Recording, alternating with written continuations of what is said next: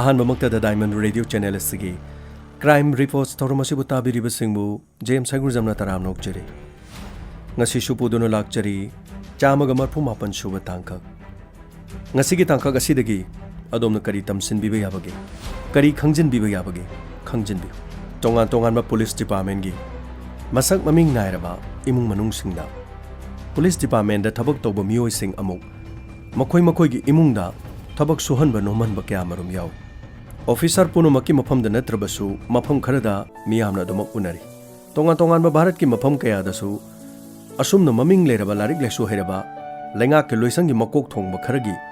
मखोई की सिक्योरिटी की नमादा गाड़ी की ड्राइवर बॉडीगार्ड तोंगा तोंगान क्या सिजनरी असुमन पुलिस डिपार्टमेंट थबक तौब पर्सनल कया मखोई की सिक्योरिटी ओइबद नतना इमुंग मनुंग सिंग खाइबा चाक थोंबा गाड़ी थौबा नुपी अंगांग लोकथोक लोकसिन असिगुम्बा कया असिदा सिजिनरपगी पेंदबा कयागी खोलाव लाकनखिबा मियामना तानखि ngasiगी case असिसु Mathang असिदगी hosiery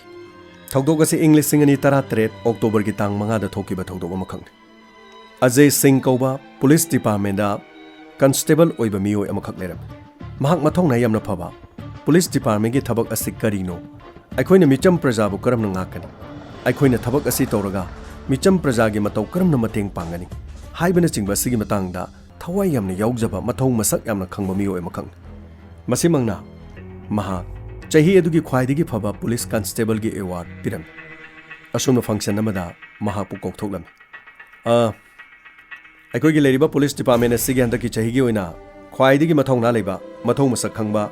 अखोइ personal अमक कोकथोकचरी Ajay Singh मयाम खोबा खोबियो महागसी अखोइगी पुलिस डिपार्टमेंट की ख्वाइदगी मथौना फबा अवार्ड हंदक चहीगी सुमांगना फंग महाकुंभ असिना पुलिस डिपार्टमेंट दा यावरकपदगी पुलिस डिपार्टमेंट असिगी अखोइगी माइ चौथोकचनिंगाइ ओइरी सो अजय नाकी नथौना फबा सिगिदमक अखोइना मेडल असे पिरी अदुगा अखोइना नोंगोंदा थाजबा थमी मतुंग तारकपदसु नहाना पुलिस डिपार्टमेंट असिगी अफबा थबक कया तौरकनी हाइना यस सर अदुदी नाकी ओइबो वाफम मयामना तेंतंगना वाहिमता हायु पुलिस डिपार्टमेंट असिदा थबक तौबिरिबि चिनाउसिंग अखोइ पुलिस ओरिबसि करिगिदमुक्तन मियामगी लन थुम ngaknanaba मियामगी पुंसिबु ngaknanaba amadi मियामगी हक खोंगाउनबा कयादा अखोइना मतेंग पांगननबा क्राइम कया थोलकपा मतमदा अखोइ पुलिसना इसागी इथौ मसक खंगना तौरबा खक्तदा अखोइगी लमदा मसिदा अफबा हाइबदु ओइगदोरिबनि मसि खक्त नतना लेबाकी येकनबा सिंगनरकपा पुनमक थेंगनबदा अखोइना थवाइ यावना सीबा किदना मदु ngakथोकननबा होनगदबनि लेमिनरिबि चिनाउसिंग पुलिस डिपार्टमेंट लेरगसु हारिबसे अखोइ पुन ngakमिनसे वाफम से ताबदा मयामना खोबा खुरम असुमना अजय सिंह पुलिस डिपार्टमेंट मथौ मसक खंगना थबक तौरमी अदुबु अजय सिंह महाक मसादा यामना सौगनबा मसा यामना फिंगबा मी अमदि ओरम सौगनबा हाइबसिसु लैना मखलमन अदुबु अनाबनि हाइरुरबदि ताइबो मियोइबना असिगुम्बा अनाबसि मियामना अंगाउबा सिंगी कांगलुपते चनबगुम हे खल अंगाउबा नतबा तोंगान तोंगानबा डिसऑर्डर कया मरुम लेरि अदुबु पुंगनिंग लेतादबा वखल फादबा ngamdabasing asi tapna tapna layengduna adumak phadabadi nathi adubu yengdrabadi kamdogani Ajay Singh हारिबसि थोइदोक हेंदोना मथौना फरबसु करिगुम्बा थबक अमदा महांगना पेंदबा मतमदा खरा सौगनबा मियोय अमा ओइरमे असुमना police department अदुदा थबक assume तौरकपदा police personal सिंगी मरकता महांगना तौहनिंगदबा थबक खरा तौरकपदगी नोमा पुलिस डिपार्टमेंट अदुदा थबक तौमिनबा महाकी मियोय सिंगा फुन चैनबा मथोकी मतम अदुदा मखोय सिंग अदु अजय सिंहना यामना थीना फुरम मसिगी मतुंगदा पुलिस ऑफिसर अमना महा कादा कोक्सिनकी अजय करिनो नंग तौरिसे नहाको पुलिस डिपार्टमेंट ख्वाइदगी थबक फबनी नथौना लेबनी हाइदुना खोने अवार्ड पिरी अदुगा नंगना मफम असिदा खना चैनबा थोकपा अदुगा पुलिस पर्सनल सिंगसिदा नंगना खुद थाबगी मरम करिनो सर मदु मखोइनी याम लाली सर मखोइने तौरिबदु यामना लानबा ngakतनी मखोइने तौरिबदु लालबसु नंगना मखोइदा खुद थारिबदुदि लांदब्रो लालबसु नंगना खोइदा हाइगदबनी मदुगी पनिशमेंट अखोइने पिगदबनी नखोइ मसेन पनिशमेंट पिबि याबा नते सॉरी सर अदो नंगना तौरिबा थबकसिगी मोंगददी नंग सस्पेंड तौफम थोपनी अदुबु सही खरा सिदा नंगना ख्वाइदगी फबा पुलिस के अवार्ड फंगपनीना अखोइ नंगबु ngakपिरगे अदुबु नाहक मफम असिदा थबक पोस्टिंग तारारो सर सॉरी सर करीमतो वारोनो नंगी थबक से सस्पेंड तौगदब नते जज अमखक लई ꯃꯃꯤꯡꯅ ꯁꯪꯀꯔ ꯃꯤꯁ꯭ꯔꯥ, ꯃꯍꯥꯛꯀꯤ ꯌꯨꯝꯗ ꯃꯍꯥꯛꯀꯤ ꯒꯥꯔꯤꯒꯤ ꯗ꯭ꯔꯥꯏꯚꯔ ꯑꯗꯨꯒ ꯃꯍꯥꯛꯀꯤ ꯕꯣꯗꯤꯒꯥꯔꯗ ꯑꯣꯏꯅ ꯃꯇꯝ ꯈꯔ ꯂꯩꯕ ꯇꯥꯔꯦ꯫ ꯁꯔ, ꯑꯩ ꯁꯤꯗ ꯁꯨꯝ ꯌꯥꯔꯒꯗꯤ ꯂꯩꯖꯒꯦ sir. Ajay Singh, it's my order. Yes sir. ꯑꯗꯨꯒ ꯍꯌꯦꯡꯗꯒꯤ ꯁꯪꯀꯔ ꯃꯤꯁ꯭ꯔꯥꯒꯤ ꯌꯨꯝꯗ ꯆꯠꯀꯗꯕꯅꯤ꯫ ꯑꯦꯗ꯭ꯔꯦꯁꯇꯣ ꯁꯤꯗ ꯂꯩꯔꯦ꯫ Take it. Yes sir. ꯑꯁꯨꯝꯅ ꯃꯍꯥꯛ ꯁꯪꯀꯔ ꯃꯤꯁ꯭ꯔꯥ ꯍꯥꯏꯔꯤꯕ ꯖꯁ ꯑꯁꯤꯒꯤ ꯌꯨꯝꯗ ꯒꯥꯔꯤꯒꯤ ꯗ꯭ꯔꯥꯏꯚꯔ ꯂꯣꯏꯅꯅ ꯕꯣꯗꯤꯒꯥꯔꯗꯀꯤꯗꯃꯛ ꯆꯠꯄ ꯇꯥꯈꯤ꯫ ꯅꯨꯃꯤꯗꯥꯡ ꯑꯊꯦꯡꯕꯗ ꯃꯍꯥꯛꯀꯤ ꯅꯨꯄꯤ ꯀꯣꯜ ꯇꯧꯔꯛꯈꯤ꯫ ꯍꯜꯂꯣ꯫ ꯍꯜꯂꯣ ꯁꯨꯁꯃꯥ꯫ ꯑꯩ ꯀꯩꯅꯣꯝꯇ ꯍꯥꯏꯅꯤꯡꯕ꯫ ꯀꯔꯤꯗꯧꯔꯦ ꯁꯨꯁꯃꯥ, ꯍꯥꯏꯌꯣ꯫ ꯍꯟꯗꯛꯁꯤꯕꯨ ꯁꯨꯇꯤ ꯐꯪꯗ꯭ꯔꯕ꯭ꯔꯣ? ꯁꯨꯇꯤꯗꯤ ꯂꯥꯏꯔꯤ꯫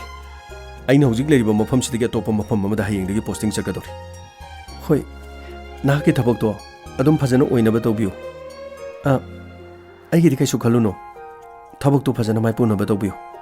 ꯑꯗꯨꯒ ꯁꯥꯎꯕꯗꯣ ꯈꯔ ꯈꯔ ꯐꯥꯊꯕꯤꯌꯨꯀꯣ, ꯑꯩꯒꯤꯗꯃꯛ ꯑꯃꯗꯤ ꯂꯥꯛꯀꯗꯧꯔꯤꯕ ꯏꯆꯥꯒꯤꯗꯃꯛ꯫ ꯁꯨꯁꯃꯥ, ꯑꯩ ꯈꯪꯉꯤ ꯂꯣꯏꯅꯃꯛ꯫ ꯑꯗꯨꯕꯨ ꯑꯩꯒꯤ ꯃꯥꯡꯗ ꯑꯩꯕꯨ ꯁꯥꯎꯅꯅꯕꯒꯤꯗꯃꯛ ꯊꯕꯛ ꯇꯧꯔꯛꯂꯕꯗꯤ ꯑꯩ ꯁꯥꯎꯗꯕ ꯉꯝꯗꯦ꯫ ꯑꯗꯣ ꯁꯥꯎꯕꯗꯨ ꯈꯔ ꯐꯥꯊꯕꯤꯌꯨ, ꯈꯔ ꯀꯟꯇ꯭ꯔꯣꯜ ꯇꯧꯕꯤꯌꯨ꯫ ꯑꯩꯒꯤꯁꯨ ꯈꯔ ꯈꯟꯕꯤꯌꯨ ꯀꯩꯗꯧꯕꯒꯦ? ꯁꯨꯁꯃꯥ, ꯑꯩ ꯈꯜꯂꯦ꯫ ꯑꯗꯣ ꯍꯌꯦꯡ ꯑꯌꯨꯛꯇꯤ ꯑꯩ ꯄꯣꯁꯇꯤꯡ ꯆꯠꯂꯒꯅꯤ꯫ ꯑꯩ ꯃꯐꯝꯗꯨ ꯌꯧꯔꯒ ꯑꯩ ꯅꯉꯣꯟꯗ ꯀꯣꯜ ꯇꯧꯔꯛꯀꯦ꯫ ꯍꯣꯏ, ꯐꯅꯤ꯫ ꯑꯩ ꯁꯣꯏꯗꯅ ꯀꯣꯜꯗꯨ ꯉꯥꯏꯖꯔꯝꯒꯦ꯫ ꯑꯁꯨꯝꯅ ꯃꯊꯪꯒꯤ ꯅꯨꯃꯤꯠꯇ ꯑꯖय ꯁꯪꯀꯔ ꯃꯤꯁ꯭ꯔꯥ ꯍꯥꯏꯔꯤꯕ ꯖꯁ ꯑꯗꯨꯒꯤ ꯌꯨꯝꯗ ꯂꯥꯛꯈꯤꯔꯝꯃꯤ ꯑꯃꯗꯤ ꯒꯦꯠꯇ ꯋꯥꯆꯃꯦꯟ ꯑꯃ ꯂꯩꯔꯝꯃꯤ꯫ ꯁꯤꯕꯨ ꯖꯁ ꯑꯣꯏꯕ ꯁꯪꯀꯔ ꯃꯤꯁ꯭ꯔꯥꯒꯤ ꯌꯨꯝꯗꯨꯔꯣ? ꯁꯣꯝ ꯀꯅꯥ? ꯑꯩ ꯑꯖय ꯁꯤꯡ꯫ ꯑꯣ, ꯒꯥꯔꯤ ꯗ꯭ꯔꯥꯏꯚꯔ ꯑꯗꯨꯒ ꯕꯣꯗꯤꯒꯥꯔꯗ ꯑꯣꯏꯒꯗꯕꯗꯣ? ꯃꯥꯅꯤ꯫ ꯖꯁ ꯍꯥꯄꯨ ꯂꯩꯈꯤꯕ꯭ꯔꯣ? ꯂꯩꯔꯦ ꯂꯩꯔꯦ ꯇꯨ ꯑꯥꯗ ꯏꯁꯤꯡ ꯆꯥꯏꯔꯤꯁꯦ, ꯆꯪꯁꯤꯜꯂꯣ꯫ ꯐꯔꯦ ꯑꯗꯨꯗꯤ ꯑꯩ ꯑꯝꯇ ꯆꯪꯈꯤꯒꯦ꯫ ꯑꯣ, ꯆꯪꯉꯣ ꯆꯪꯉꯣ꯫ ꯁꯤꯅ ꯀꯌꯥꯝ ꯀꯨꯏꯗꯣꯔꯤꯕ? ꯂꯩꯔꯝꯃꯒ ꯆꯦꯟꯈꯤꯕ ꯉꯥꯛꯇꯅꯤ꯫ ꯅꯪ ꯑꯃꯨꯛ ꯅꯨꯃꯤꯠ ꯀꯌꯥꯅꯤ ꯂꯩ ꯑꯗꯨ ꯌꯦꯡ ꯇꯥꯔꯦꯗꯅ꯫ Good morning sir. Good morning. ꯅꯪ ꯑꯖय? Yes sir. ꯅꯪ ꯁꯨꯃꯥꯏꯅ ꯊꯕꯛ ꯆꯠꯄꯁꯤꯕꯨ ꯍꯟꯗꯛꯀꯤꯁꯤꯅ ꯑꯍꯥꯟꯕꯔꯣ? ꯃꯥꯅꯤ ꯁꯔ, ꯍꯟꯗꯛꯀꯤꯁꯤꯅ ꯑꯍꯥꯟꯕꯅꯤ꯫ ꯑꯗꯨꯗꯤ ꯈꯪꯗꯕ ꯌꯥꯝ ꯂꯩꯈꯤꯅꯤ, ꯑꯗꯨꯕꯨ ꯁꯨꯝ ꯂꯩꯔ ꯂꯩꯔ ꯈꯪꯉꯛꯀꯅꯤ꯫ ꯊꯕꯛꯇꯤ ꯐꯖꯅ ꯇꯧꯁꯤꯅꯤꯀꯣ? Yes sir. ꯃꯇꯝ ꯑꯗꯨꯗ ꯁꯪꯀꯔ ꯃꯤꯁ꯭ꯔꯥꯒꯤ ꯅꯨꯄꯤ ꯄ꯭ꯔꯇꯤꯚꯥ ꯖꯣꯒꯤꯡ ꯇꯧꯗꯨꯅ ꯂꯩꯔꯝꯃꯤ꯫ ꯁꯪꯀꯔ ꯃꯤꯁ꯭ꯔꯥꯅ ꯍꯥꯏꯈꯤ, ꯄ꯭ꯔꯇꯤꯚꯥ, ꯁꯤ ꯑꯖय ꯁꯤꯡ, ꯑꯩꯈꯣꯏꯒꯤ ꯌꯨꯝꯁꯤꯒꯤ ꯑꯩꯒꯤ ꯑꯅꯧꯕ ꯗ꯭ꯔꯥꯏꯚꯔ ꯍꯥꯏꯕꯗꯣ꯫ Good morning madam. ꯃꯦꯗꯥꯝ ꯍꯥꯏꯔꯛꯀꯅꯨꯅꯦ, ꯃꯦꯝ ꯁꯥꯍꯦꯕ ꯍꯥꯏꯌꯨ꯫ ꯁꯣꯔꯤ꯫ ꯒꯨꯗ ꯃꯣꯔꯅꯤꯡ ꯃꯦꯝ ꯁꯥꯍꯦꯕ꯫ ꯁꯤꯗ ꯂꯩꯕ ꯇꯥꯔꯗꯤ ꯁꯤꯒꯤ ꯂꯩꯕꯒꯤ ꯅꯤꯌꯣꯝꯗꯨ ꯅꯪ ꯈꯔ ꯈꯪꯕ꯭ꯔꯣ? ꯈꯪꯖꯩ ꯃꯦꯝ ꯁꯥꯍꯦꯕ꯫ Okay.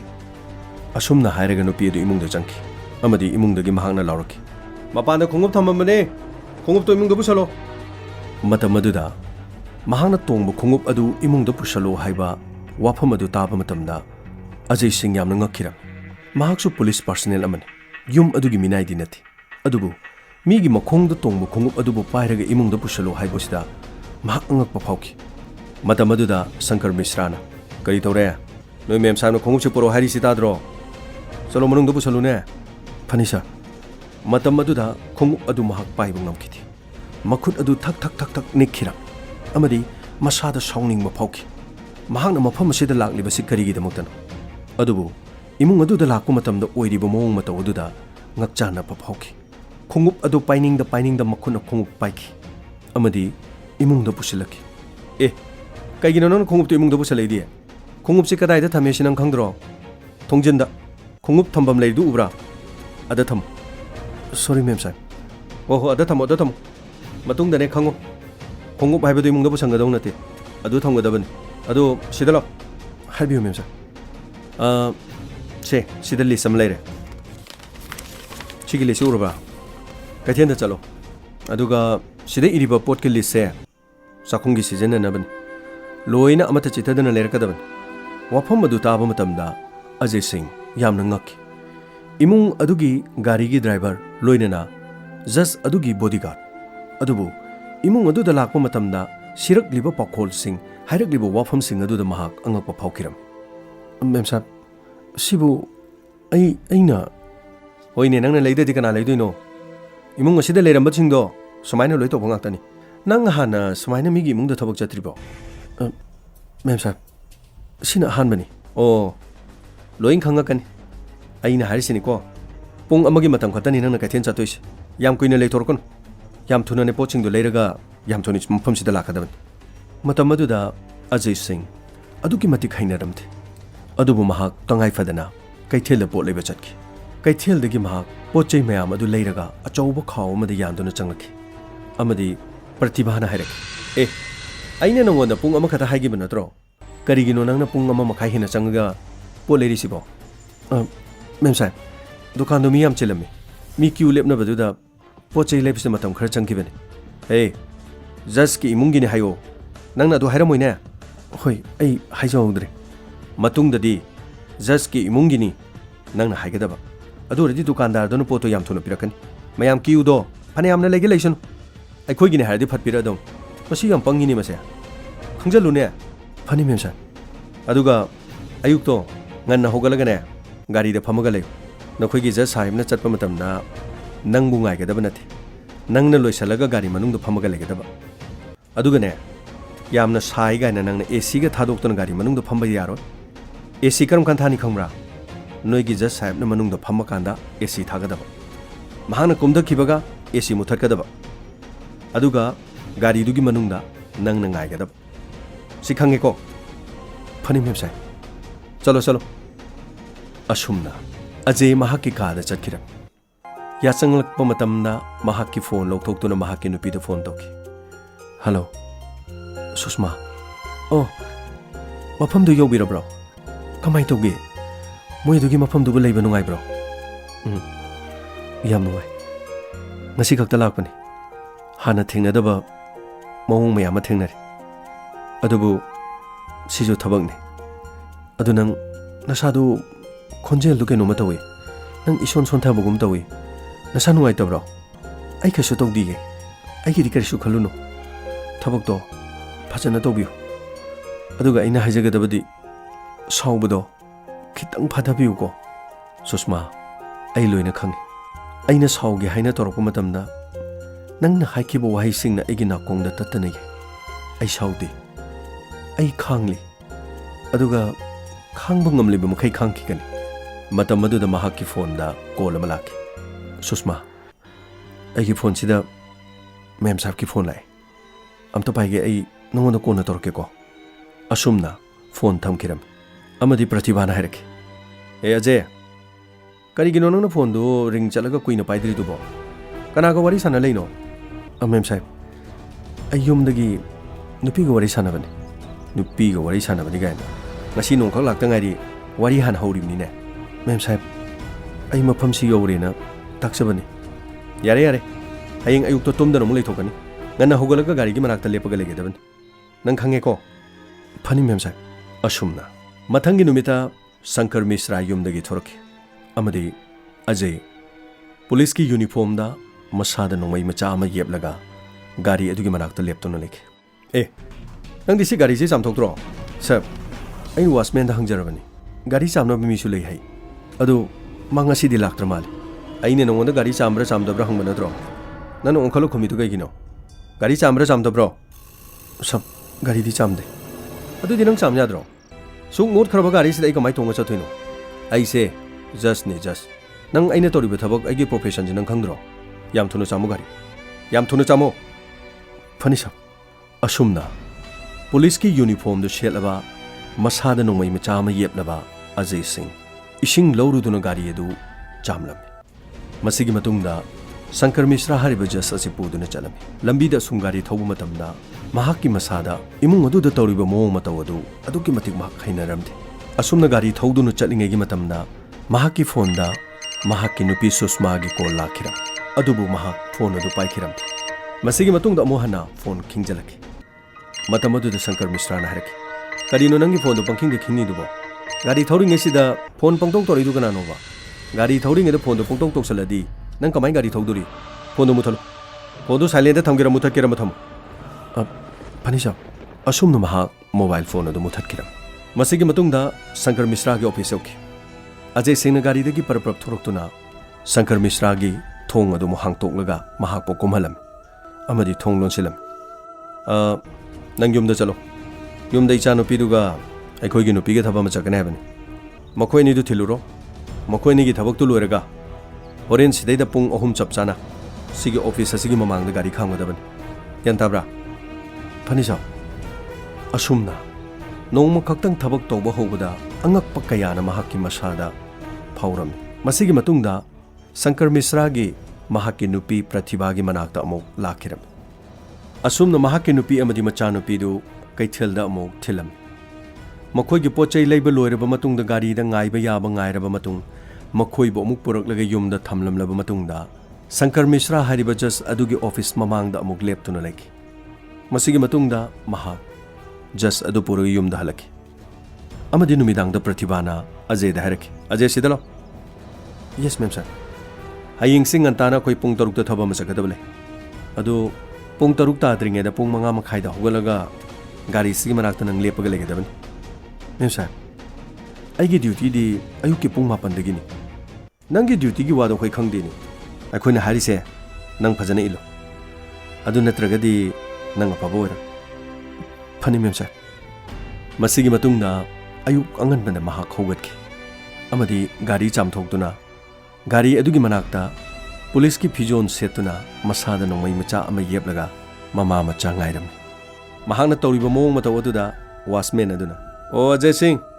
ayuk ngana chakadori du krai dano makhoi gi madam ga macha no piga thaba macha kani hai makhoi ya hogam thengmani da pung nipan mapan dai da hogot pani ne nangonda pung taruk ta chakani hai bro engonda di pung taruk ta gari da layu hai as angak pani hai aina sukuina lerak pasi pung taruk ta hogot pam tabu udeda ngayo amu ngoi tholok pada leram dradi mungang bi ni logreda tawdori je asumna Ajay Singh amuk lep tu ngairam amuk makhoi gi churi edu da phamduna mung leram pung taruk ta thabak chatkani haiduna hairaga pung mapan taram dai phawba mama bacha thorokite macha na pi thoroki kaino ada lepaga muni yeng leidu kaino car sigi thongji kana hangdori ge thongja hang asumna mahana chensin duna maning thong do hang tolaga macha na pi do kahalam amadi thong adu mahana lonsilam masigi matung do Pratibha tholaki karino nana gari manung do pham leidu bo somgi thongji kana hangdori ge si thongja hanglo Ajay Singh gari dege mokum dharaktuna maning lom do par prap chelaga maning thong do mo hang tolaga kakhat pi memsa gari driver nang matau karamna thong chenagani matau karamna gari thogani nang masi bobu e khangda male ni nangse kaino nang adom lep yeng leidu bo gari thoru lo gari sinang na thogdoi ni pungdi mapan tare just sahib amuk mahak muk thin bagi matam yore aikhoi na hari se si khaktang to aikhoi thamamaga nang namuk just sahib thin ga doin aduga halaga aikhoi mu lobu lakadaba aikhoi amuk thamamaga nang amuk nungtin pung ahumda madu nang naba office mamangda na mung gari khamudoini sacha thuro lo asumna makhoi mama macha adu mahak na gari da puduna chalame amadi kaithel mapayok khamo gari du khamo hadi sacha khamo ni gari do nang nami na mai siam pangini thong hanglo khoi kungelo masigi matungda thong hangki mama macha kumaki adugo wamage sidagi prapap chalaga yumda ja sahib to office ta thiluraga aikhoi gi sigi mapase si jaga si yeng si hore nang lambi ngawni sida leriba electric post asida leriba si luraba si shop dukan leri se masak si yeng horen sigi mapase makta da khama leram gadaban akoina tholok tri phawa aduga akoina tholok padane nang amuk leram dradi ne nang thabok to pharoi ko phani memsa asumna mahak mafam adu de gemo parprap laki amadi Shankar Mishra mahak office da muktinki office ta thilam lam matungda Shankar Mishra na haraki Ajay parprap chalaga nasai mama masana kai thel da pole bisa khibido adugi mapadu da gari kham ga da borongani nongon da harak tro sir haire sa adu makhoi amuk lawraga yum da thamamaga pung ahum ta bada office asigi mamang da gari kham ga da ba ai na ga nang hen be yaro ko phani sir asumna imung adu da matam khara leiba hobada ngairinge da ꯃꯍꯥꯛꯀꯤ ꯃꯁꯥꯗ ꯃꯍꯥꯛꯅ ꯍꯩꯅꯤꯡꯗꯕ ꯉꯥꯛꯇ ꯑꯣꯏꯔꯝ꯫ ꯌꯥꯝꯅꯁꯨ ꯁꯥꯎꯒꯟꯈ꯭ꯔꯕ ꯑꯖय ꯁꯤꯡ ꯃꯈꯨꯠ ꯄ꯭ꯔꯦꯛ ꯄ꯭ꯔꯦꯛ ꯅꯣꯏꯗꯨꯅ ꯑꯗꯨꯃꯛ ꯈꯥꯡꯗꯨꯅ ꯂꯩꯔꯝꯃꯤ꯫ ꯃꯁꯤꯒꯤ ꯃꯇꯨꯡꯗ ꯅꯨꯃꯤꯗꯥꯡ ꯃꯍꯥꯛꯀꯤ ꯅꯨꯄꯤ ꯀꯣꯜ ꯇꯧꯔꯛꯈꯤ꯫ ꯃꯍꯥꯛꯀꯤ ꯅꯨꯄꯤꯅ ꯀꯣꯜ ꯇꯧꯔꯛꯄ ꯃꯇꯝꯗ ꯃꯁꯥ ꯌꯥꯝꯅ ꯅꯨꯡꯉꯥꯏꯇꯕꯒꯤ ꯃꯑꯣꯡꯗ ꯀꯣꯜ ꯇꯧꯔꯛꯈꯤ꯫ ꯃꯍꯥꯛ ꯇꯁꯦꯡꯅꯃꯛ ꯃꯍꯥꯛꯀꯤ ꯅꯨꯄꯤꯒ ꯋꯥꯔꯤ ꯁꯥꯟꯅꯕ ꯑꯗꯨꯗ ꯅꯨꯄꯤ ꯃꯁꯥ ꯉꯝꯗ꯭ꯔꯦ ꯍꯥꯏꯕ ꯈꯪꯈꯤ꯫ ꯍꯜꯂꯣ, ꯑꯩ ꯉꯁꯤꯗꯤ ꯏꯁꯥꯁꯦ ꯌꯥꯝ ꯅꯨꯡꯉꯥꯏꯇꯦꯕ꯫ ꯑꯗꯣ ꯅꯪꯒꯤ ꯊꯕꯛ ꯇꯧꯔꯤꯗꯨꯕꯨ ꯅꯣꯡꯃ ꯅꯤꯅꯤꯗ ꯁꯨꯇꯤ ꯂꯧꯕ ꯌꯥꯔꯣꯏꯗ꯭ꯔꯣ? ꯌꯥꯔꯒꯗꯤ ꯁꯨꯇꯤ ꯑꯃꯨꯛꯇ ꯂꯧꯕꯤꯌꯨꯕ꯫ ꯁꯨꯁꯃꯥ, ꯀꯩꯗꯧꯔꯒꯦ? ꯅꯪ ꯅꯁꯥꯗꯨ ꯀꯩꯗꯧꯔꯒꯦꯕ? ꯑꯩ ꯉꯁꯤꯗꯤ ꯏꯁꯥꯁꯦ ꯑꯩ ꯌꯥꯝꯅ ꯑꯣꯅꯤꯡꯕ, ꯑꯗꯨꯒ ꯏꯁꯥꯁꯦ ꯀꯣꯛꯁꯨ ꯌꯥꯝꯅ ꯉꯥꯎꯕ꯫ ꯌꯥꯔꯒꯗꯤ ꯌꯨꯝꯁꯤꯗ ꯀꯅꯥꯝꯇ ꯂꯩꯕ ꯅꯠꯇꯦ, ꯑꯩ ꯈꯛꯇꯅꯤ ꯂꯩꯔꯤꯁꯦ꯫ ꯁꯨꯇꯤ ꯅꯨꯃꯤꯠ ꯅꯤꯅꯤꯗꯪ ꯑꯣꯏꯔꯁꯨ ꯂꯧꯕ ꯌꯥꯕ꯭ꯔꯥ ꯌꯦꯡꯕꯤꯌꯨꯕ꯫ ꯑꯩ ꯁꯣꯏꯗꯅ ꯍꯪꯒꯦ꯫ ꯑꯗꯣ ꯑꯩꯈꯣꯏꯒꯤ ꯊꯪꯅꯕ ꯑꯩꯈꯣꯏ ꯏꯟꯗꯣꯝꯆꯥꯗꯤ, ꯏꯟꯗꯣꯝꯆꯥ ꯁꯨꯃꯟ ꯍꯣꯏ ꯂꯥꯛꯇ꯭ꯔꯣ? ꯌꯥꯔꯒꯗꯤ ꯃꯈꯣꯏꯒ ꯈꯔ ꯂꯩꯃꯤꯟꯅꯔꯝꯃꯣ꯫ ꯑꯁꯨꯝꯅ ꯃꯍꯥꯛ ꯐꯣꯟ ꯊꯝꯈꯤꯔꯝꯃꯤ ꯑꯃꯗꯤ ꯄ꯭ꯔꯇꯤꯚꯥꯒꯤ ꯃꯅꯥꯛꯇ ꯂꯥꯛꯈꯤ꯫ ꯃꯦꯝ ꯁꯥꯍꯦꯕ, ꯑꯩ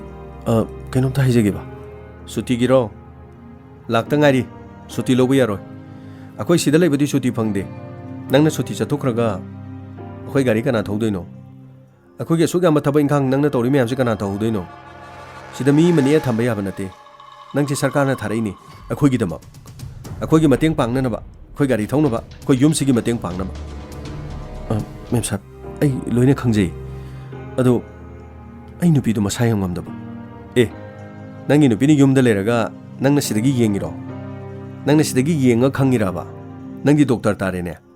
ꯅꯪ ꯗꯣꯛꯇꯔꯔꯣ? ꯃꯦꯝ ꯁꯥꯍꯦꯕ, ꯐꯣꯟꯗ ꯋꯥꯔꯤ ꯁꯥꯟꯅꯕꯅꯤ꯫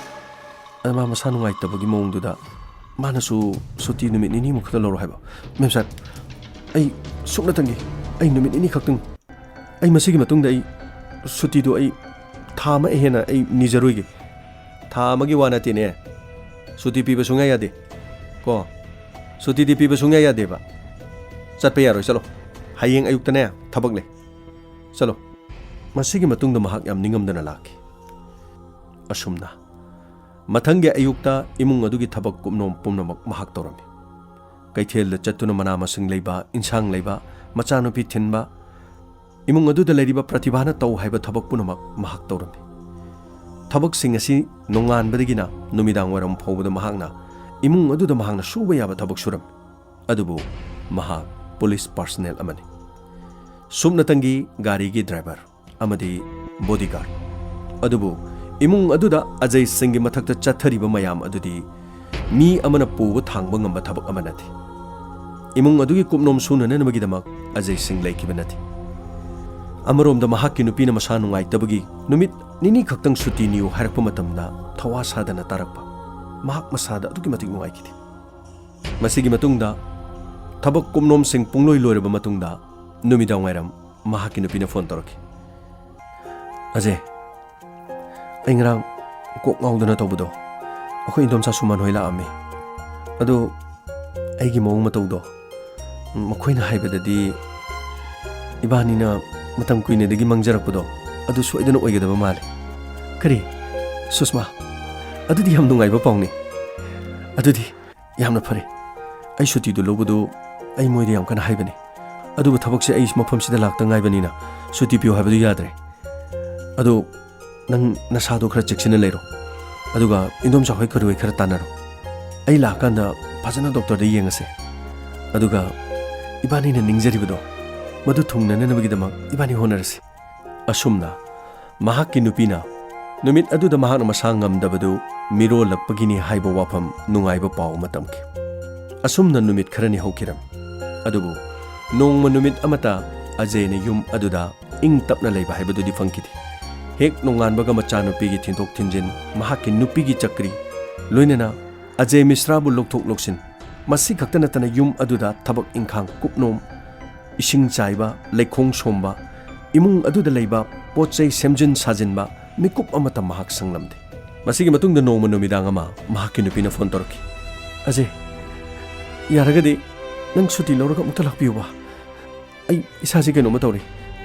ꯌꯨꯝꯁꯤꯗ ꯑꯩ ꯏꯊꯟꯗꯅꯤ ꯂꯩꯔꯤꯁꯤ, ꯅꯪꯁꯨ ꯈꯪꯉꯤꯗꯅ꯫ ꯑꯗꯨ ꯁꯨꯇꯤ ꯂꯧꯔꯒ ꯑꯃꯨꯛꯇꯪ ꯂꯥꯛꯄꯤꯌꯨ꯫ ꯑꯩ ꯏꯁꯥꯁꯤ ꯀꯩꯅꯣꯝꯃ ꯇꯧꯏ꯫ ꯁꯨꯁꯃꯥ, ꯅꯪ ꯂꯩꯔꯝꯃꯣ꯫ ꯑꯩ ꯃꯈꯣꯏꯗ ꯑꯝꯇ ꯍꯥꯏꯔꯝꯈꯤꯒꯦ ꯑꯩ ꯁꯣꯏꯗꯅ ꯑꯃꯨꯛ ꯂꯥꯛꯀꯦ ꯑꯁꯨꯝꯅ ꯄ꯭ꯔꯇꯤꯚꯥꯗ ꯃꯍꯥꯛ ꯍꯥꯏꯖꯕ ꯂꯥꯛꯈꯤ ꯃꯦꯗꯥꯝ ꯑꯩ ꯁꯥꯞꯀꯤ ꯒꯥꯔꯤꯁꯦ ꯄꯨꯔꯒ ꯑꯩꯒꯤ ꯈꯨꯡꯒꯪꯗ ꯑꯝꯇ ꯆꯠꯆꯔꯨꯒꯦ ꯑꯩ ꯍꯧꯖꯤꯛ ꯆꯠꯂꯒ ꯍꯌꯦꯡ ꯑꯌꯨꯛ ꯁꯥꯞ ꯊꯤꯟꯕ ꯅꯪꯅꯕ ꯃꯐꯝꯁꯤꯗ ꯂꯥꯛꯆꯒꯦ ꯀꯔꯤ ꯒꯥꯔꯤ ꯄꯨꯒꯦꯕ ꯒꯥꯔꯤ ꯄꯨꯕꯗꯤ ꯂꯥꯏꯔꯤ ꯅꯪ ꯅꯁꯥ ꯆꯠꯄ ꯌꯥꯔꯣꯏ ꯅꯪ ꯆꯠꯈ꯭ꯔꯒ ꯁꯤꯗ ꯇꯧꯗꯣꯏ ꯃꯌꯥꯝꯁꯦ ꯀꯔꯤꯅꯣ ꯅꯪꯁꯦ ꯍꯥꯏꯅ ꯇꯥꯟꯅꯕꯁꯦ ꯌꯥꯝ ꯌꯥꯗꯕ ꯃꯥꯜꯂꯦ ꯑꯗꯣ ꯁꯨꯇꯤꯗꯣ ꯆꯠꯄ ꯌꯥꯔꯣꯏ ꯅꯪꯅ ꯍꯥꯏꯅꯒꯦ ꯍꯥꯏꯔꯒꯅ ꯅꯈꯣꯏ ꯄꯨꯂꯤꯁꯀꯤ ꯃꯀꯣꯛ ꯊꯣꯡꯕꯗꯨꯗ ꯍꯥꯏꯌꯨ ꯑꯁꯨꯝꯅ ꯑꯖꯩ ꯃꯐꯝ ꯑꯗꯨꯗꯒꯤ ꯊꯣꯔꯛꯈꯤ ꯑꯃꯗꯤ ꯃꯍꯥꯛꯅ ꯄꯨꯂꯤꯁꯀꯤ ꯃꯈꯣꯏꯒꯤ ꯑꯣꯐꯤꯁꯔ ꯑꯗꯨꯗ ꯐꯣꯟ ꯇꯧꯈꯤ ꯑꯖय ꯁꯨꯇꯤ ꯅꯤꯕꯒꯤꯗꯤ ꯌꯥꯔꯣꯏ ꯑꯗꯨ ꯀꯔꯤ ꯀꯔꯤ ꯍꯥꯏꯅꯤꯡꯕꯅꯣ ꯍꯥꯏꯔꯣ ꯁꯥꯞ ꯑꯩ ꯅꯨꯄꯤꯗꯨ ꯃꯁꯥ ꯉꯝꯗ꯭ꯔꯦ ꯊꯥ ꯁꯨꯖꯤꯜꯂꯛꯄꯒꯤ ꯑꯗꯨ ꯁꯥꯔ ꯑꯩ ꯅꯨꯃꯤꯗꯥꯡ ꯆꯠꯆꯔꯨꯔꯒ ꯑꯌꯨꯛ ꯅꯪꯅꯕ ꯂꯥꯛꯆꯒꯦ ꯁꯥꯔ ꯄ꯭ꯂꯤꯖ ꯁꯥꯔ ꯑꯩ ꯏꯃꯨꯡꯁꯤꯗꯁꯨ ꯍꯥꯏꯖꯔꯦ ꯑꯗꯨ ꯃꯈꯣꯏ ꯌꯥꯗ꯭ꯔꯦ ꯑꯖय ꯁꯤꯡ ꯑꯩꯈꯣꯏꯅ ꯅꯉꯣꯟꯗ ꯄꯤꯔꯤꯁꯤ ꯄꯅꯤꯁꯃꯦꯟ ꯃꯈꯜ ꯑꯃꯅꯤ ꯑꯗꯨ ꯑꯩꯈꯣꯏꯅ ꯍꯥꯏꯔꯤꯕꯁꯤ ꯅꯪ ꯏꯜꯂꯣꯏ ꯍꯥꯏꯕ꯭ꯔꯥ ꯊꯕꯛ ꯇꯠꯀꯦ ꯍꯥꯏꯕ꯭ꯔꯣ ꯅꯪꯒꯤ ꯅꯊꯧꯗꯣ ꯐꯖꯅ ꯇꯧ ꯅꯪꯒꯤ ꯅꯨꯄꯤꯗꯣ ꯀꯔꯤꯁꯨ ꯇꯧꯔꯣꯏ ꯃꯗꯨ ꯅꯨꯄꯤ ꯈꯨꯗꯤꯡꯃꯛꯅ ꯂꯣꯏ ꯇꯧꯅꯕ ꯉꯥꯛꯇꯅꯤ ꯐꯣꯟ ꯊꯝꯃꯨ ꯑꯁꯨꯝꯅ ꯃꯍꯥꯛ ꯅꯤꯡꯕ ꯀꯥꯏꯈꯤꯔꯝ ꯑꯗꯨꯕꯨ ꯃꯍꯥꯛꯀꯤ ꯅꯨꯄꯤꯅ ꯀꯞꯄ ꯂꯥꯎꯕ ꯍꯧꯖꯤꯛ ꯂꯥꯛꯄꯤꯗꯕ ꯌꯥꯗꯦ ꯍꯥꯏꯕ ꯑꯗꯨꯗ ꯃꯐꯤ ꯃꯔꯣꯟ ꯂꯣꯏꯁꯤꯟꯗꯨꯅ ꯈꯥꯎ ꯑꯃ ꯄꯥꯏꯔꯒ ꯌꯨꯝ ꯑꯗꯨꯗꯒꯤ ꯄꯔꯞ ꯄꯔꯞ ꯊꯣꯔꯛꯈꯤ ꯃꯇꯝ ꯑꯗꯨꯗ ꯋꯥꯆꯃꯦꯟ ꯀꯗꯥꯏꯗꯅꯣ ꯑꯖय ꯁꯤꯡ ꯀꯗꯥꯏꯗꯅꯣ ꯋꯥꯆꯃꯦꯟ ꯑꯩ ꯌꯨꯝꯗ ꯆꯠꯇꯕ ꯌꯥꯗꯦ ꯍꯧꯖꯤꯛ ꯊꯦꯡꯉꯀꯥꯟꯁꯤ ꯌꯨꯝꯗ ꯀꯃꯥꯏꯅ ꯆꯠꯇꯣꯏꯕ ꯈꯣꯡꯅ ꯆꯠꯇꯣꯏꯔꯣ ꯑꯩ ꯈꯣꯡꯅꯨꯔꯕꯁꯨ ꯆꯠꯇꯕ ꯌꯥꯗꯦ ꯌꯨꯝꯗ ꯑꯩꯒꯤ ꯅꯨꯄꯤꯗꯣ ꯃꯁꯥ ꯌꯥꯝꯅ ꯉꯝꯗ꯭ꯔꯦ ꯑꯗꯨꯒ ꯌꯨꯝ ꯑꯗꯨꯗ ꯂꯩꯔꯤꯗꯣ ꯃꯥ ꯃꯊꯟꯗꯅꯤ ꯑꯩ ꯑꯃꯗꯁꯨ ꯁꯨꯇꯤ ꯂꯣꯏ ꯅꯤꯔꯦ ꯑꯗꯨꯕꯨ ꯁꯨꯇꯤ ꯑꯃꯠꯇ ꯄꯤꯗ꯭ꯔꯦ ꯃꯊꯪ ꯑꯁꯤꯗꯗꯤ ꯑꯩꯒꯤ ꯊꯕꯛꯅ ꯂꯨꯗꯦ ꯑꯩ ꯆꯠꯇꯕ ꯌꯥꯗꯦ ꯑꯩ ꯆꯠꯂꯨꯈꯤꯒꯦ ꯍꯌꯦꯡ ꯍꯜꯂꯛꯄꯗꯗꯤ ꯊꯕꯛꯇꯣ ꯇꯠꯂꯅꯤꯅꯦ ꯅꯨꯡꯉꯥꯏꯇꯦꯗ ꯃꯈꯣꯏ ꯏꯃꯨꯡꯁꯤꯗ ꯂꯩꯔꯝꯕꯁꯤꯡꯁꯦ ꯁꯨꯃꯥꯏꯅ ꯂꯣꯏꯅ ꯇꯧꯕ ꯏꯍꯦ ꯃꯈꯣꯡꯅ ꯆꯠꯈ꯭ꯔꯦꯅꯦ ꯍꯧꯖꯤꯛ ꯆꯠꯂꯗꯤ ꯍꯣꯔꯦꯟꯅ ꯊꯦꯡꯕ ꯍꯤꯡꯗ ꯌꯧꯔꯅꯤꯗꯣ ꯑꯁꯨꯝꯅ ꯃꯍꯥꯛ ꯃꯌꯨꯝꯗ ꯆꯠꯈꯤ ꯃꯌꯨꯝ ꯌꯧꯕꯒ ꯃꯍꯥꯛꯀꯤ ꯅꯨꯄꯤ ꯎꯅꯈꯤ ꯑꯖय ꯅꯪ ꯂꯥꯛꯄ ꯌꯥꯝ ꯐꯔꯦ ꯑꯗꯨ ꯑꯁꯨꯛ ꯊꯦꯡꯉꯀꯥꯟꯁꯤꯗ ꯀꯃꯥꯏꯅ ꯂꯥꯛꯏꯅꯣ ꯁꯨꯇꯤ ꯄꯤꯌꯣꯁꯨ ꯌꯥꯗꯦ ꯌꯨꯝ ꯑꯗꯨꯗ ꯂꯩꯔꯤꯕꯗꯣ ꯑꯩ ꯌꯥꯝ ꯂꯩꯅꯤꯡꯗ꯭ꯔꯦ ꯑꯗꯨꯕꯨ ꯃꯁꯤ ꯑꯩꯒꯤ ꯗꯟꯗꯤ ꯃꯈꯜ ꯑꯃꯅꯤ ꯑꯩꯅ ꯁꯥꯎꯕꯗꯒꯤ ꯄꯨꯂꯤꯁ ꯄꯥꯔꯁꯅꯦꯜ ꯈꯔꯒ ꯐꯨꯅꯈꯤ ꯃꯗꯨꯒꯤꯗꯃꯛ ꯑꯆꯧꯕ ꯃꯀꯣꯛ ꯊꯣꯡꯕꯁꯤꯡꯅ ꯑꯩꯕꯨ ꯗꯟꯗꯤ ꯄꯤꯔꯤꯕꯅꯤ ꯑꯩꯅ ꯅꯉꯣꯟꯗ ꯍꯥꯏꯗ꯭ꯔꯣꯁꯦ ꯅꯪ ꯈꯖꯤꯛꯇꯪ ꯐꯥꯊꯧ ꯍꯥꯏꯅ ꯑꯩꯒꯤ ꯑꯃꯗꯤ ꯑꯩꯈꯣꯏꯒꯤ ꯂꯥꯛꯀꯗꯧꯔꯤꯕ ꯑꯉꯥꯡ ꯑꯁꯤꯒꯤꯗꯃꯛ ꯈꯜꯂꯒ ꯅꯪ ꯈꯔ ꯐꯥꯊꯒꯗꯕꯅꯤ ꯃꯇꯝ ꯄꯨꯝꯅꯃꯛꯇ ꯑꯩꯅ ꯅꯉꯣꯟꯗ ꯍꯥꯏꯖꯕꯗꯨꯗꯤ ꯈꯖꯤꯛꯇꯪ ꯄꯨꯛꯅꯤꯡ ꯐꯥꯊꯕꯤꯌꯨ ꯑꯁꯥꯎꯕ ꯈꯔ ꯐꯥꯊꯕꯤꯌꯨ ꯍꯥꯏꯔꯤꯕꯗꯨꯗꯤ ꯁꯨꯁꯃꯥ ꯑꯩ ꯌꯥꯝꯅ ꯐꯥꯊꯔꯕꯅꯤ ꯍꯧꯖꯤꯛꯇꯤ ꯑꯗꯨꯕꯨ ꯑꯩꯉꯣꯟꯗ ꯊꯣꯛꯂꯤꯕꯁꯤ ꯀꯔꯤꯅೋ ꯈꯪꯗꯦ ꯑꯩꯉꯣꯟꯗ ꯊꯣꯛꯂꯤꯕꯁꯤꯡꯁꯤꯗꯤ ꯃꯤ ꯑꯃꯗ ꯊꯣꯛꯂꯕꯁꯨ ꯁꯣꯏꯗꯅ ꯁꯥꯎꯒꯅꯤ ꯑꯗꯨꯕꯨ ꯌꯥꯔꯤꯕ ꯃꯈꯩ ꯑꯩ ꯈꯪꯉꯤ ꯑꯗꯨ ꯐꯔꯦ ꯅꯪ ꯍꯧꯖꯤꯛ ꯅꯁꯥ ꯀꯩꯁꯨ ꯇꯧꯗ꯭ꯔꯕ ꯑꯩ ꯍꯧꯖꯤꯛꯇꯤ ꯀꯩꯁꯨ ꯇꯧꯗ꯭ꯔꯦ ꯑꯗꯣ 이반이는 멍져봐 멍라너들이 소이드네 이소나 통한비게 도래 소스마 ꯑꯩ ꯌꯥꯝ ꯍꯔꯥꯎꯏ ꯑꯗꯣ ꯑꯩ ꯍꯌꯦꯡ ꯑꯌꯨꯛ ꯄꯨꯡ 8 ꯅꯪꯅꯕ ꯑꯌꯨꯛ ꯃꯗꯨꯗ ꯆꯠꯇꯕ ꯌꯥꯔꯣꯏ ꯅꯠꯇ꯭ꯔꯗꯤ ꯑꯩꯅ ꯍꯧꯖꯤꯛ ꯂꯥꯛꯂꯤꯕꯁꯤ ꯀꯔꯤ ꯊꯣꯛꯀꯗꯧꯔꯤꯕꯅꯣ ꯍꯥꯏꯕ ꯈꯪꯗꯦ ꯐꯔꯦ ꯑꯖꯦ ꯑꯌꯨꯛ ꯉꯟꯅ ꯆꯠꯂꯣ ꯑꯗꯨꯒ ꯑꯩꯅ ꯅꯉꯣꯟꯗ ꯍꯥꯏꯖꯒꯗꯕꯗꯤ ꯑꯁꯥꯎꯕꯗꯣ ꯈꯖꯤꯛꯇꯪ ꯐꯥꯊꯕꯤꯌꯨ ꯑꯁꯥꯎꯕꯅ ꯄꯨꯝꯅꯃꯛꯄꯨ ꯃꯥꯡꯍꯜꯂꯤ ꯐꯅ ꯆꯨꯝꯂꯕꯁꯨ ꯐꯅ ꯂꯥꯜꯂꯕꯁꯨ ꯑꯁꯥꯎꯕꯗꯣ khajik ꯐꯥꯊꯕꯤꯌꯨꯀꯣ ꯑꯁꯨꯝꯅ ꯃꯍꯥꯛꯀꯤ ꯅꯨꯄꯤꯅ ꯍꯥꯏꯔꯛꯈꯤ ꯃꯁꯤꯒꯤ ꯃꯇꯨꯡꯗ ꯑꯖय ꯁꯤꯡ ꯌꯨꯝ ꯑꯗꯨꯗ ꯂꯥꯛꯈꯤ ꯑꯃꯗꯤ ꯒꯦꯠ ꯍꯦꯛ ꯆꯪꯂꯛꯄꯒ ꯋꯥꯆꯃꯦꯟ ꯑꯌꯨꯛꯇ ꯑꯃꯨꯛ ꯂꯥꯛꯏꯅꯦ ꯑꯁ ꯂꯣꯏꯈ꯭ꯔꯕꯅꯤꯍꯦ ꯅꯪ ꯂꯩꯇꯕꯒꯤ 이mun데 레이버 ꯃꯦꯝ 사입세 콩부터 로이그랑 이문 여러가 가리가리 하락되는 난 강대 장절로 ꯃꯦꯝ ꯁꯥꯍꯦꯕ ꯑꯩ ꯂꯥꯛꯆꯔꯦ ꯑꯩ ꯂꯥꯛꯆꯔꯦ ꯒꯥꯏꯅ ꯅꯪꯉꯣꯟꯗ ꯑꯩꯈꯣꯏꯅ ꯆꯠꯄ ꯌꯥꯔꯣꯏꯅ ꯍꯥꯏꯈꯤꯕ ꯅꯠꯇ꯭ꯔꯣ ꯑꯗꯨꯒ ꯅꯪꯅ ꯆꯠꯂꯤ ꯃꯔꯝꯗꯨ ꯀꯔꯤꯒꯤꯅꯣꯕ ꯃꯦꯝ ꯁꯥꯍꯦꯕ ꯑꯩ ꯅꯨꯄꯤ ꯃꯁꯥ ꯉꯝꯃꯟꯗꯕꯗꯨꯗ ꯑꯩ ꯆꯠꯇ ꯌꯥꯗꯗꯅ ꯆꯠꯂꯨꯕꯅꯤ ꯅꯪꯒꯤ ꯊꯕꯛꯅ ꯂꯨꯕ꯭ꯔꯣ ꯅꯪꯒꯤ ꯅꯨꯄꯤꯅ ꯂꯨꯕ꯭ꯔꯥꯕ ꯐꯔꯦ ꯃꯣꯏ ꯃꯄꯥ ꯍꯧꯖꯤꯛꯃꯛ ꯃꯈꯣꯏ ꯄꯨꯂꯤꯁ ꯃꯀꯣꯛ ꯊꯣꯡꯕꯗꯨꯗ ꯐꯣꯟ ꯑꯃꯨꯛꯇ ꯇꯧ ꯍꯧꯖꯤꯛꯃꯛꯇ ꯇꯧ ꯑꯩꯕꯨ ꯐꯣꯟ ꯇꯧꯈꯤꯗ꯭ꯔꯅꯦ ꯃꯣꯏ ꯕꯕꯥ ꯑꯩꯅ ꯐꯣꯟ ꯇꯧ ꯍꯥꯏꯔꯗꯤ ꯑꯃꯨꯛꯇ ꯇꯧꯕꯤꯌꯨ ꯍꯣꯏ ꯍꯣꯏ ꯍꯣꯏ ꯇꯧꯔꯒꯦ ꯁꯦ ꯐꯣꯟꯁꯦ ꯆꯠꯂꯦ ꯁꯦ ꯐꯣꯟꯁꯦ ꯆꯠꯂꯦ ꯁꯞ ꯄ꯭ꯂꯤꯖ ꯐꯣꯟꯗꯣ ꯃꯨꯊꯠꯄꯤꯌꯨ ꯁꯞ ꯑꯩ ꯃꯇꯨꯡꯗ ꯑꯃꯨꯛ ꯇꯧꯖꯔꯣꯏ ꯁꯞ ꯄ꯭ꯂꯤꯖ ꯑꯩꯒꯤ ꯊꯕꯛ ꯁꯣꯏꯗꯅ ꯇꯠꯂꯅꯤ ꯑꯩ ꯁꯁꯄꯦꯟ ꯊꯝꯈ꯭ꯔꯅꯤ ꯑꯩ ꯇꯣꯂꯣꯞꯁꯦ ꯐꯪꯗ꯭ꯔꯗꯤ ꯑꯩ ꯀꯃꯥꯏꯅ ꯍꯤꯡꯖꯒꯅꯤ ꯃꯇꯝ ꯈꯔ ꯂꯩꯔꯗꯤ ꯌꯨꯝ ꯑꯗꯨꯗ ꯑꯩꯈꯣꯏꯒꯤ ꯏꯆꯥ ꯑꯃ ꯐꯪꯖꯒꯗꯧꯔꯕꯅꯤ ꯃꯗꯨ ꯄꯨꯝꯅꯃꯛꯀꯤ ꯈꯣꯔꯁ ꯑꯃꯠꯇ ꯂꯩꯔꯣꯏ ꯄ꯭ꯂꯤꯖ ꯑꯩ ꯃꯇꯨꯡꯗ ꯑꯃꯨꯛ ꯇꯧꯖꯔꯣꯏ ꯐꯣꯟꯗꯣ ꯑꯃꯨꯛꯇ ꯀꯛꯊꯠꯄꯤꯌꯨ ꯃꯇꯝ ꯑꯗꯨꯗ ꯄ꯭ꯔꯇꯤꯚꯥꯅ ꯍꯥꯏꯔꯛꯈꯤ ꯑꯣ ꯐꯔꯦ ꯐꯣꯟꯁꯦ ꯃꯨꯠꯊꯠꯂꯦꯀꯣ ꯑꯗꯣ ꯅꯪꯒ ꯑꯩꯈꯣꯏꯒ ꯀꯔꯤꯒꯨꯝꯕ ꯌꯥꯅꯕ ꯋꯥꯐꯝ ꯈꯔꯗꯤ ꯍꯥꯏꯅꯕ ꯇꯥꯔꯦ ꯃꯗꯨꯗꯤ ꯌꯨꯝ ꯑꯁꯤꯗ ꯑꯩꯈꯣꯏꯅ ꯍꯥꯏꯔꯤꯕ ꯃꯈꯩ ꯅꯪꯅ ꯌꯥꯕ ꯇꯥꯔꯦ ꯌꯥꯗꯕ ꯇꯥꯔꯒꯅ ꯑꯩꯅ ꯀꯣꯜ ꯍꯦꯛꯇ ꯇꯧꯕ ꯑꯗꯨꯒ ꯅꯪꯒꯤ ꯊꯕꯛꯇꯨ ꯁꯁꯄꯦꯟ ꯍꯦꯛꯇ ꯂꯩꯕ ꯅꯪ ꯌꯥꯔꯕ꯭ꯔꯥ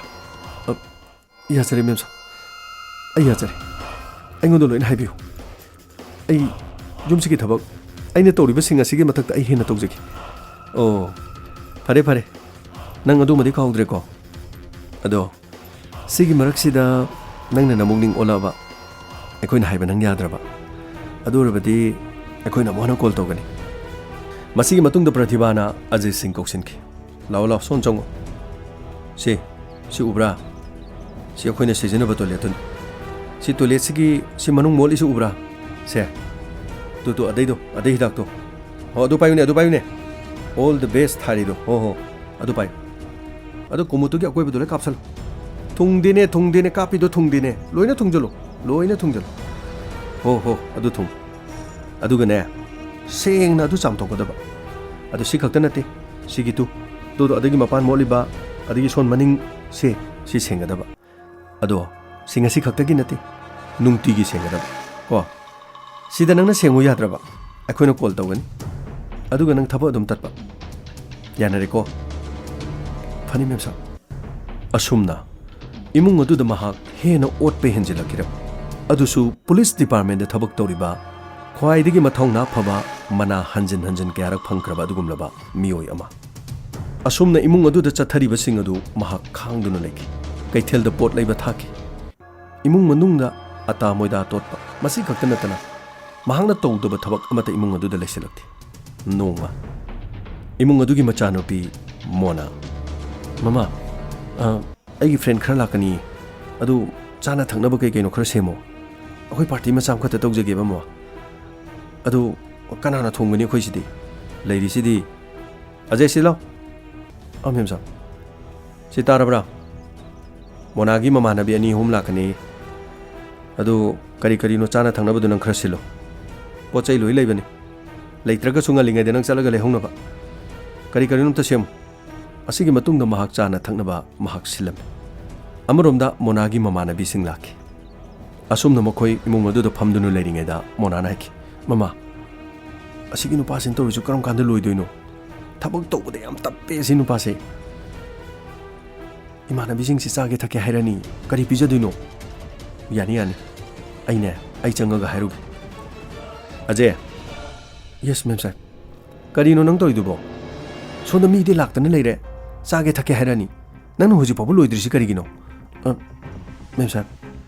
ꯑꯩ ꯃꯁꯤ ꯍꯥꯟꯅ ꯇꯧꯔꯛꯇꯕꯅꯤ나 ꯑꯩ ꯈꯤꯇꯪ ꯍꯩꯇ ꯇꯧꯕꯅꯤ ꯍꯩꯇꯕ ꯌꯥꯔꯣꯏꯕ ꯀꯩꯗꯧꯕ ꯍꯩꯇ꯭ꯔꯤꯅꯣ ꯍꯩꯖꯟꯅꯗꯤ ꯅꯠꯇ꯭ꯔꯣ ꯆꯥꯕ ꯊꯛꯄ ꯌꯥꯅꯕ ꯇꯧꯔꯛꯀꯗꯕꯅꯤ ꯑꯗꯨꯒꯅꯦ ꯆꯣꯞꯅꯕ ꯇꯧꯔꯛꯑꯗꯤꯅꯦ ꯐꯣꯟ ꯇꯧꯒꯗꯧꯔꯤꯕꯅꯤ ꯐꯣन तौरदी कदौनी चलो असुमना हायरगा थोकी अंगक्प फंगना इमुंग अदुदा नोंग नोंगगी असुमक ओटप हेंजिलक अदुबु अजय सिंह अंगंब थाक्ता महाक ngamna होनकी महाक की थबक अदु तत्कनी हाइबा अदुना महाक कीबदगी अमुक हेना इमुंग अदुदा मखोइना हाइबा खुदिमक तौकी मसिगी मतुंगदा चानबा थंगनबा लोइकी अमदी मचानुपीगी ममानबी सिंगदा अजयना मथंग मथंग पुरक्तुना पिजकी मसिगी मतुंगदा कोल्ड ड्रिंक हायरकी अजय फ्रिज कोल्ड ड्रिंक लेबनी लौथोरो अदुगा सिदा लेरिबा सिंगसिगे थंगनबा लोइना हायरगा पुरो खरा थोरोने नखोंदु याम तपिदु करिगिनो मसी मी ओइरोइने मसे असुमना कोल्ड ड्रिंक पुथोरकी मसिगी मतुंगदा कोल्ड ड्रिंक थक्लबा मतुंगदा मचानुपीना ममा हजिक्ति अखोइ पार्टी से लोइगदोरे अदु अखोइ स्टेचू गेम सानसे ममा please mama khoi music player du tharo aduga music player du tharaga khoi stage su sanase aduga khoi mya punama dance tokse adu mama se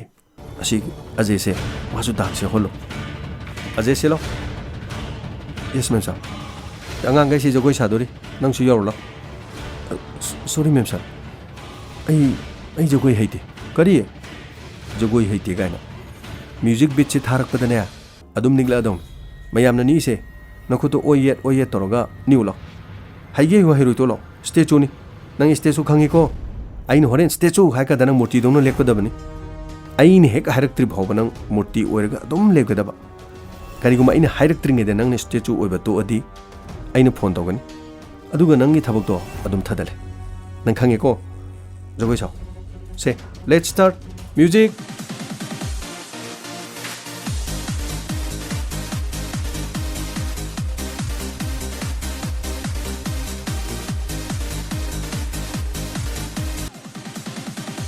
asumna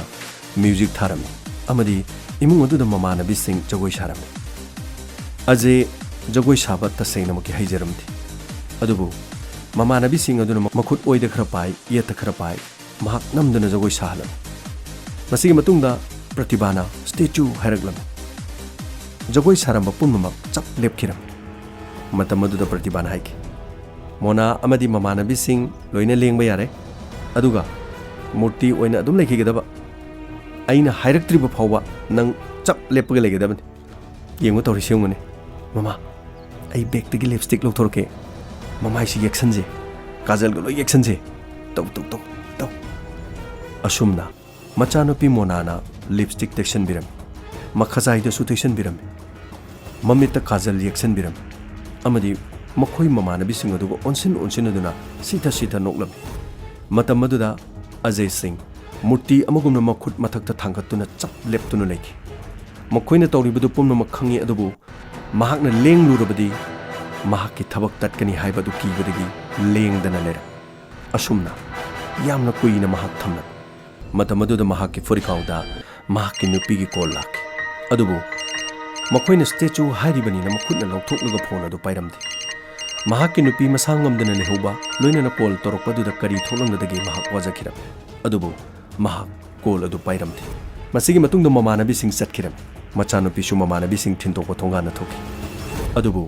Ajay Singh adumak murti oiduna leki mahakki mamaidi yekliba tawriba mahak punamak mamina uramde adubu mamaidi yeksingre habadi mahak su khangi masigi matungda misrana call torki pratibha Ajay du kalige ai lobo lawayo thengre noisu yumda thabak tu loiredi kok tharok yadro hojik thengra kansi hoji bok tharak disi gaigino hoi somdana chanapi gi mamana bi khara lai moigi thabak khara tobani da o tharage asumna hairaga pratibha mahaki karom da changkhiram adubu yumyai aduda Ajay Singh murti gumna adumak lebhanduna thamnami tasengna mak yamna wakhiram asumna leplambadagi mahak waraduna makhut adu makhada thangdaraki amadi mahak leimai da phamthaki leimai da phamthaba matamda leimai adugi nakanda leba mingsel gi table amada mahak ki mamai di yekliba singdu uki madu uruba matamda mahak yamna sauki amadi makhutna mamai da tairiba singadu yam thuna taithuk asumna mahakna mamai du taithok ingegi matamda mahak ki nupina call torukibaduda amukhana mahakna phone toro amadi mahaki phone adu toba matamda makoi gi mandom sa sumana pairaki hello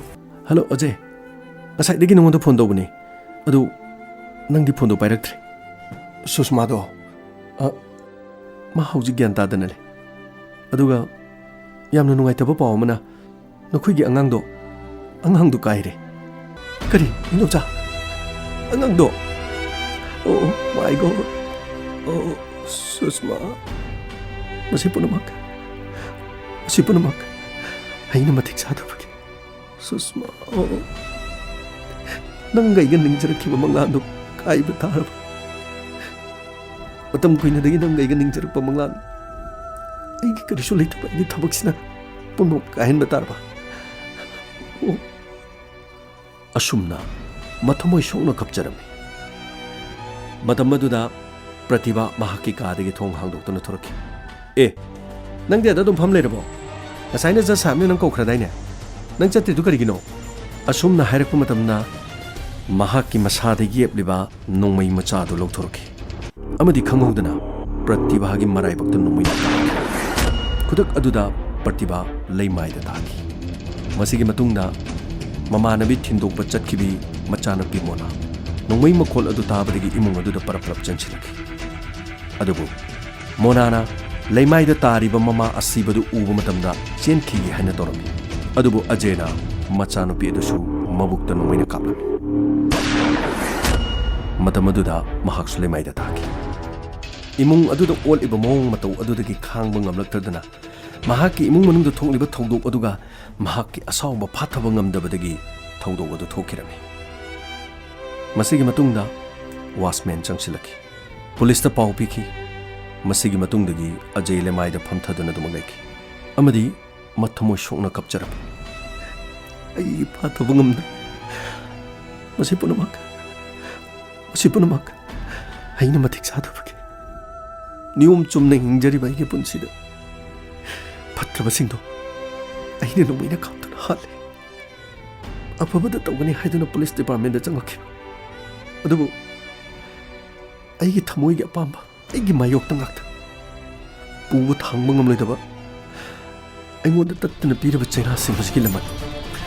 ꯑꯩꯅ ꯈꯨꯝꯂꯦ꯫ ꯑꯩꯅ ꯂꯃꯟ ꯈꯨꯝꯂꯦ ꯈꯨꯠꯁꯤꯅ ꯑꯩꯅ ꯃꯈꯣꯏꯅ ꯃꯔꯝ ꯑꯣꯏꯔꯒ ꯑꯩꯁꯨ ꯏꯆꯥ ꯀꯥꯏꯅ ꯅꯪꯅ ꯄꯥꯝꯗꯕ ꯑꯩꯅ ꯄꯥꯡꯊꯣꯛꯈ꯭ꯔꯦ꯫ ꯑꯣ ꯁꯨꯁꯃꯥ꯫ ꯃꯁꯤꯒꯤ ꯃꯇꯨꯡꯗ ꯄꯨꯂꯤꯁꯀꯤ ꯇꯤꯝ ꯂꯥꯛꯈꯤ꯫ ꯏꯃꯨꯡ ꯑꯗꯨꯗꯒꯤ ꯃꯍꯥꯛ ꯄꯨꯊꯣꯔꯛꯈꯤ꯫ ꯂꯥꯏꯕꯛ ꯐꯕꯗꯒꯤ ꯖꯁꯀꯤ ꯃꯆꯥꯅꯨꯄꯤ ꯑꯗු ꯃꯤꯍꯨꯜ ꯂꯩꯔꯝꯈꯤ꯫ ꯍꯣꯁꯄꯤꯇꯥꯜꯗ ꯄꯨꯈꯠꯈꯤ꯫ ꯑꯗꯨꯕꯨ ꯄ꯭ꯔꯇꯤꯚꯥ ꯇꯥꯏꯕꯪ ꯊꯥꯗꯣꯛꯇꯨꯅ ꯆꯠꯈꯤ꯫ ꯑꯁꯥꯎꯕꯅ ꯄꯨꯝꯅꯃꯛ ꯃꯥꯡꯍꯜꯂꯤ꯫ ꯑꯗꯨꯕꯨ ꯑꯖയ്ꯒꯤ ꯃꯐꯝꯗ ꯊꯣꯛꯂꯤꯕ ꯊꯧꯗꯣꯛ ꯑꯁꯤꯗ ꯑꯖയ്ꯅ ꯊꯥꯡꯂꯤꯕ ꯈꯣꯡꯊꯥꯡ ꯑꯁꯤꯁꯨ ꯑꯆꯨꯝꯕꯗꯤ ꯅꯠꯇꯦ꯫ ꯑꯗꯨꯕꯨ ꯑꯖയ്ꯒꯤ ꯃꯐꯝꯗ ꯃꯈꯣꯏꯅ ꯎꯠꯂꯤꯕ ꯑꯗꯨꯁꯨ ꯑꯆꯨꯝꯕꯅꯤ ꯍꯥꯏꯒꯗꯧꯔꯤꯕ꯭ꯔꯥ? ꯂꯃꯟ ꯈꯨꯝꯕ ꯍꯥꯏꯕꯁꯤꯗꯤ ꯑꯐꯕ ꯊꯕꯛ ꯅꯠꯇꯦ꯫ ꯈꯟꯊꯒꯗꯕꯅꯤ ꯀꯌꯥꯔꯛ ꯍꯟꯅ꯫ ꯃꯔꯤ ꯂꯩꯅꯕꯁꯤꯡꯗ ꯃꯍꯥꯛꯅ ꯄꯥꯎꯗꯝꯒꯗꯕꯅꯤ꯫ ꯃꯗꯨꯒꯤ ꯑꯦꯛꯁꯟ ꯂꯧꯈꯠꯅꯕ ꯍꯣꯠꯅꯒꯗꯕꯅꯤ꯫ ꯃꯗꯨꯒꯤ ꯊꯧꯅꯥ ꯂꯩꯇ꯭ꯔꯤꯕ ꯑꯗꯨ ꯊꯧꯅꯥ ꯂꯩꯅꯕ ꯍꯣꯠꯅꯒꯗꯕꯅꯤ꯫ ꯈꯥꯡꯒꯗꯕꯅꯤ꯫ ꯊꯦꯡꯅꯒꯗꯕꯅꯤ ꯃꯥꯌꯣꯛꯅꯒꯗꯕꯅꯤ ꯄꯨꯝꯅꯃꯛ꯫ ꯃꯤ ꯑꯃꯅ ꯃꯤ ꯑꯃꯗ ꯗꯟꯗꯤ ꯄꯤꯕ ꯍꯥꯏꯕꯁꯤꯗꯤ ꯅꯤꯌꯣꯝꯗꯤ ꯅꯠꯇꯦ꯫ ꯃꯁꯤꯅꯤ ꯃꯁꯛ ꯅꯥꯏꯔꯕ ꯃꯤꯑꯣꯏ ꯀꯌꯥ ꯃꯔꯨꯝꯅ ꯄꯨꯂꯤꯁ ꯄꯥꯔꯁꯅꯦꯜ ꯀꯌꯥꯕꯨ ꯃꯈꯣꯏꯅ ꯃꯤꯅꯥꯏꯒꯨꯝ ꯁꯤꯖꯤꯟꯅꯕ, ꯏꯃꯨꯡ ꯃꯅꯨꯡꯒꯤ ꯊꯕꯛ ꯁꯤꯖꯤꯟꯅꯕ, ꯁꯤꯡ ꯈꯥꯏꯍꯟꯕ, ꯆꯥꯛ ꯊꯣꯡꯍꯟꯕ, ꯅꯨꯄꯤꯒꯤ ꯃꯐꯤ ꯃꯔꯣꯜ ꯐꯥꯎꯕ ꯋꯥꯁꯤꯡ ꯃꯦꯆꯤꯟꯗꯕꯨ ꯀꯔꯤ ꯇꯧꯏ ꯍꯥꯏꯗꯨꯅ ꯁꯣꯟꯍꯟꯕ ꯑꯁꯤꯒꯨꯝꯕ ꯊꯧꯗꯣꯛ ꯀꯌꯥ, ꯏꯃꯨꯡ ꯃꯅꯨꯡꯗ ꯁꯤꯖꯤꯟꯅꯔꯤꯕ ꯄꯣꯠꯂꯝ ꯀꯌꯥ ꯁꯤꯠꯄ ꯁꯦꯡꯕ ꯆꯥꯝꯕ, ꯃꯈꯣꯏ ꯌꯨꯝ ꯑꯗꯨꯗ ꯃꯤꯅꯥꯏ ꯑꯣꯏꯅ ꯂꯥꯛꯄ ꯑꯃꯠꯇ ꯅꯠꯇꯦ꯫ ꯄꯨꯂꯤꯁ ꯗꯤꯄꯥꯔꯠꯃꯦꯟꯇ ꯊꯕꯛ ꯇꯧꯔꯤꯕ ꯄꯨꯝꯅꯃꯛ ꯑꯩꯈꯣꯏꯅ ꯏꯀꯥꯏ ꯈꯨꯝꯅꯐꯝ ꯊꯣꯛꯏ꯫ ꯄꯨꯂꯤꯁ ꯍꯥꯏꯕꯁꯤ ꯀꯔꯤꯅꯣ? ꯄꯨꯂꯤꯁꯀꯤ ꯊꯧꯗꯥꯡ ꯀꯔꯤꯅꯣ? ꯄꯨꯂꯤꯁ ꯃꯤꯆꯝ ꯑꯩꯈꯣꯏ ꯉꯥꯛꯅꯕꯅꯤ꯫ ꯑꯩꯈꯣꯏꯒꯤꯗꯃꯛ ꯍꯤꯡꯂꯤꯕꯅꯤ ꯄꯨꯂꯤꯁ꯫ ꯄꯨꯂꯤꯁ ꯌꯥꯎꯗꯕ ꯂꯩꯕꯥꯛ ꯑꯃ ꯂꯩꯕ ꯌꯥꯔꯣꯏ꯫ ꯑꯥꯏꯟ ꯉꯥꯛꯂꯤꯕꯅꯤ꯫ ꯑꯗꯨꯕꯨ ꯑꯥꯏꯟ ꯉꯥꯛꯂꯤꯕꯁꯤꯡ ꯑꯁꯤꯒꯤ ꯃꯊꯛꯇ ꯑꯀꯥꯏꯕ ꯆꯠꯊꯔꯛꯂꯕꯗꯤ ꯀꯔꯤ ꯊꯣꯛꯀꯅꯤ? ꯃꯔꯝ ꯑꯁꯤꯅ ꯑꯥꯏꯟ ꯄꯥꯏꯔꯤꯕꯁꯤꯡꯅꯁꯨ ꯑꯥꯏꯟꯕꯨ ꯅꯤꯌꯣꯝ ꯆꯨꯝꯅ ꯉꯥꯛꯄ ꯃꯊꯧ ꯇꯥꯏ꯫ ꯂꯣꯏꯅꯅ ꯑꯁꯨꯝꯅ ꯑꯥꯏꯟ ꯉꯥꯛꯂꯤꯕꯁꯤꯡ, ꯃꯤꯆꯝ ꯄ꯭ꯔꯖꯥ ꯉꯥꯛꯂꯤꯕ ꯄꯨꯂꯤꯁ ꯄꯥꯔꯁꯅꯦꯜꯁꯤꯡꯒꯤ ꯃꯊꯛꯇꯁꯨ ꯅꯤꯌꯣꯝ ꯆꯨꯝꯅ ꯊꯕꯛ ꯇꯧꯕꯤꯕ ꯇꯥꯏ꯫ ꯑꯐꯕꯁꯤꯡꯇꯃꯛ ꯂꯧꯁꯤꯟꯕꯤꯌꯨ, ꯐꯠꯇꯕꯁꯤꯡꯗꯤ ꯃꯇꯧ ꯇꯝꯕꯤꯔꯨꯅꯨ꯫ ꯄꯣꯂꯣꯏꯗ ꯐꯪꯒꯗꯕ ꯆꯩꯔꯥꯛ ꯑꯗꯨ ꯈꯪꯕꯤꯌꯨ꯫ ꯇꯥꯛꯆꯕꯗꯤ ꯅꯠꯆꯗꯦ, ꯇꯝꯖꯕ ꯂꯤꯖꯕ ꯈꯛꯇꯅꯤ꯫ ꯑꯐꯕ ꯄꯨꯝꯅꯃꯛꯇꯤ ꯑꯗꯣꯝꯗ ꯁꯤꯟꯅꯖꯔꯦ꯫ ꯃꯊꯪꯗ ꯀꯦꯁ ꯑꯃ ꯄꯨꯗꯨꯅ ꯂꯥꯛꯆꯒꯦ꯫ ꯑꯇꯣꯟꯕꯁꯤꯡꯕꯨ ꯅꯨꯡꯁꯤꯕꯤꯌꯨ, ꯄꯤꯛꯂꯤꯕ ꯑꯉꯥꯡꯁꯤꯡꯕꯨ ꯊꯧꯖꯥꯟꯕꯤꯌꯨ꯫ ꯃꯤꯒꯤ ꯐꯠꯇꯅꯕ ꯋꯥꯗꯤ ꯉꯥꯡꯕꯤꯔꯨꯅꯨ꯫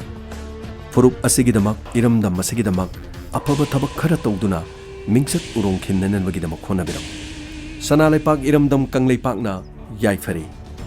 ꯇꯥꯕꯤꯔꯤꯕꯁꯤꯡꯕꯨ ꯖꯦꯝꯁ ꯍꯩꯒꯨꯔꯖꯝꯅ ꯑꯃꯨꯛ ꯍꯟꯅ ꯈꯨꯔꯨꯝꯖꯔꯤ꯫